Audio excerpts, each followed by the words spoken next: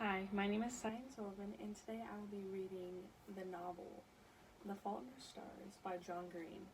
And if you haven't read this book or heard about it, it is about a terminally ill teenage girl named Hazel Lancaster, and she meets the love of her life named Augustus Waters through a support group, and it's just about their love story basically. So today I'm going to read the passage about when they first meet in the support group. It was a long list. The world contained a lot of dead people, and while Patrick droned on, reading the list from a sheet of paper because it was too long to memorize, I kept my eyes closed, trying to think prayerfully, but mostly imagining the day when my name would find its way onto that list. All the way at the end when everyone had stopped listening. When Patrick was finished, we said the stupid mantra together, living our best life today. And it was over. Augustus Waters pushed himself out of his chair and walked over to me. His gait was crooked like his smile. He towered over me, but he kept his distance so I wouldn't have to crane my neck to look at him in the eye. "What's your name?" he asked. "Hazel." "No, your full name." Hazel Grace Lancaster?" He was just about to say something else when Isaac walked up. "Hold on," Augustus said, raising a finger and turned to Isaac. "That was actually worse that you made it out to be. I told you it was bleak. Why do you bother with it?" "I don't know, it kind of helps." Augustus leaned in so he thought I couldn't hear. "She's a regular?" I couldn't hear Isaac's comment, but Augustus responded, "I'll say." He clasped Isaac by both shoulders and then took a half step away from him. "Tell Hazel about clinic." Isaac leaned a hand against the snack table and focused his huge eye on me. "Okay, so I went into clinic this morning and I was telling my surgeon that I'd rather be deaf than blind. And he said, 'It doesn't work that way.' And I was like, 'Yeah, I realize it doesn't work that way. I'm just saying I'd rather be deaf than blind if I had the choice.' Which I realize I don't have. And he said, 'Well, the good news is that you won't be deaf.' And I was like, 'Thank you for explaining that my eye cancer isn't going to make me deaf.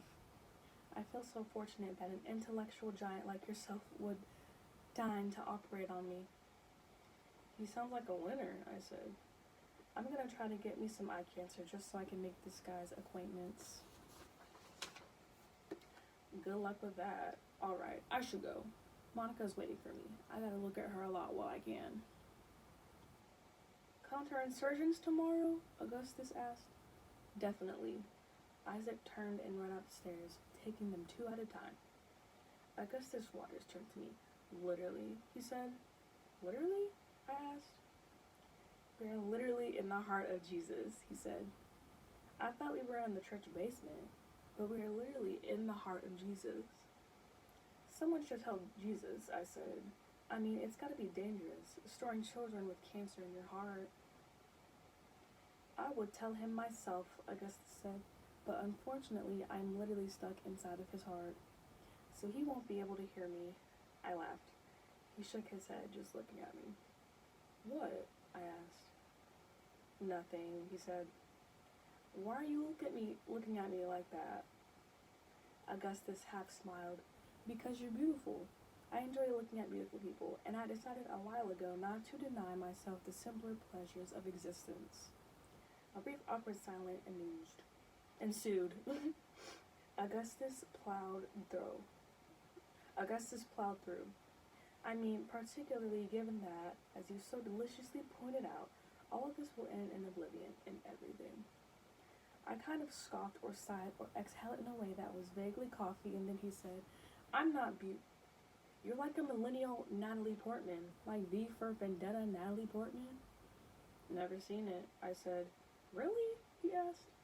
'Pixie-haired, gorgeous girl dislikes authority and can't help but fall for a boy she knows is trouble. It's your autobiography, so far as I can tell.' His every syllable flirted.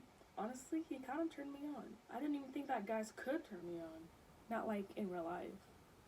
A younger girl walked past us. 'How's it going, Alyssa?' he asked. She smiled and mumbled, 'Hi, Augustus.' 'Memorial people,' he explained.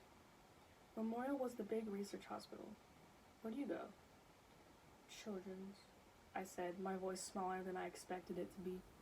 He nodded. The conversation seemed over. Well, I said, nodding vaguely toward the steps that led us out of the little heart of Jesus. I tilted my cart onto its wheels and started walking. He limped beside me. So, see you next time, maybe? I asked. You should see it, he said. V for vendetta, I mean. Okay, I said. I'll look it up. No, with me, at my house, he said. Now. I stopped walking. I hardly know you, Augustus Waters. You could be an axe murderer.